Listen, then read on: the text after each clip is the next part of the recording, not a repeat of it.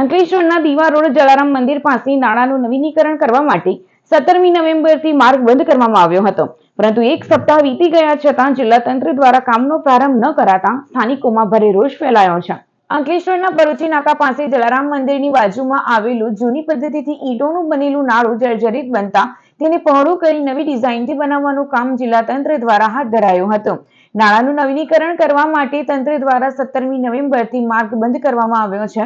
રસ્તો બંધ કરવામાં આવતા દીવા રોડ પર આવેલી 30થી વધુ સોસાયટીઓ તેમજ જૂના દીવા, જૂની દીવી, બોરભાઠા બેટ, સરફુદ્દીન અને ખાલપિયા ગામના રહીશોને અડધા કિલોમીટરથી 5 કિલોમીટર સુધીનો વધારાનો ફેરાવો કરવો પડી રહ્યો છે.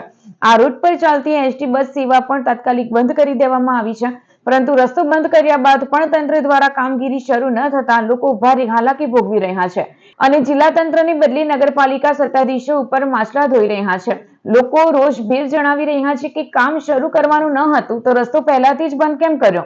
એ નોંધવું ઘટે કે હાંસોદ રોડ કડકિયા કોલેજથી ગામો તરફ જતી બસો લાંબો ફેરાવો કરીને આવતી હોવાથી વિદ્યાર્થીઓ સમયસર પહોંચવામાં મુશ્કેલી અનુભવી રહ્યા છે.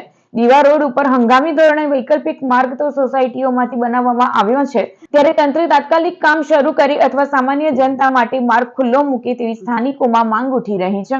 અંકલેશ્વર શહેરની અંદર ભરૂચી નાકા નજીક જલારામ મંદિર આવેલ છે.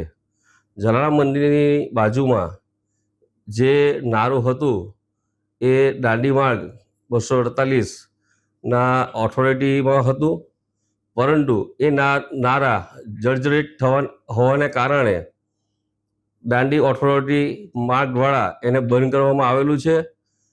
એટલા માટે એ વિસ્તારના ઘણી સોસાયટીઓ અને આજુબાજુ વિસ્તારના લોકોને આ નાળું બંધ થવાને કારણે ઘણી તકલીફો પડી છે.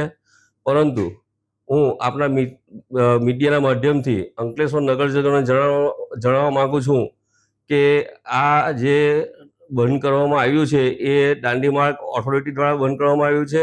નગરપાલિકા દ્વારા આ નાળું બંધ કરવામાં આવ્યું નથી અને આ બંધ કરવા માટે કલેક્ટરનું એક જાહેરનામું બહાર પડ્યું છે સાવચેતીના ભાગરૂપે, કે જેથી આ નાળું જર્જરિત છે અને કાલે બીજી કોઈ ભયંકર પરિસ્થિતિ નાળા તૂટવાની થાય એના માટે સાવચેતીના ભાગરૂપે આ નાળું બંધ કરવામાં આવ્યું છે.